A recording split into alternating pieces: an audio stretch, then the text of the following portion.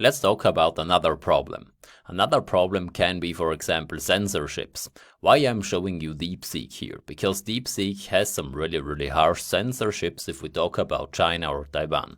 Basically, if you work over the DeepSeek API, over the DeepSeek platform, or if you use a local DeepSeek model, a normal model, and you ask something in your AI agent, for example, about Taiwan, so what is going on in Taiwan, you will get no answer. If you send this out, you will get basically a hard-coded answer back, or an answer where this thing tells you like, come on, ask something else. Taiwan is a region with a complex political status and so on. Yeah, you don't get a lot. As soon as this thing started out, it gave you a hard-coded answer, and this hard-coded answer was simply, please ask something about code. I don't want to talk about Taiwan. But if you go here on, I just don't want to try this out, but if you go on here, they can also censor you completely so that you can no longer access these models. That's just something that you need to know. If you work with the DeepSeek API in your AI application, you will get censorships about Taiwan, about China, and so on. If you work, for example, with OpenAI, you will get censorships about specific other things. Generally speaking, OpenAI starts to get a little bit less censored, but nonetheless you have some censorships. If this is problematical for you, you can eventually try to run Dolphin models on your local machine.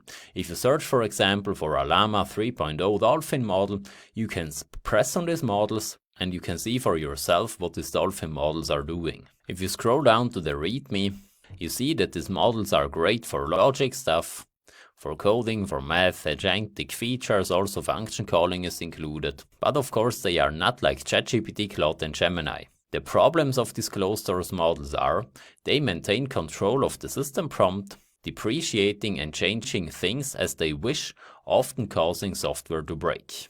They maintain control of the model versions, sometimes changing things silently, or depreciating older models that your business relies on. They maintain control of the alignment, and in particular, the alignment is one size fits it all, not tailored to the application.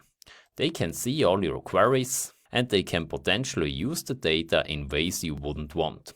Dolphin, in contrast, is steerable and gives control to the system owner. You set the system prompt, you decide the alignment, you have control of your data. Dolphin does not impose its ethics or guidelines on you. You are the one who decides the guidelines. So basically with these models you can also talk about stuff that's not really allowed to talk about in the other models. Let's just leave it this way.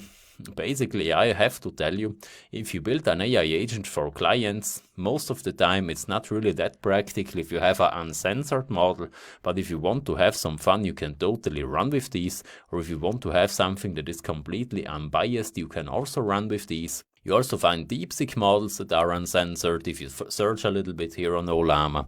Also on Hugging Face you find a lot of uncensored models. That's just basically something that I want to tell you. But just keep in mind, if you use these models, sometimes they are restricted, especially the models from China, they are restricted against China, against Taiwan, and if you use OpenAI, you have other restrictions. That's just something what we need to know about.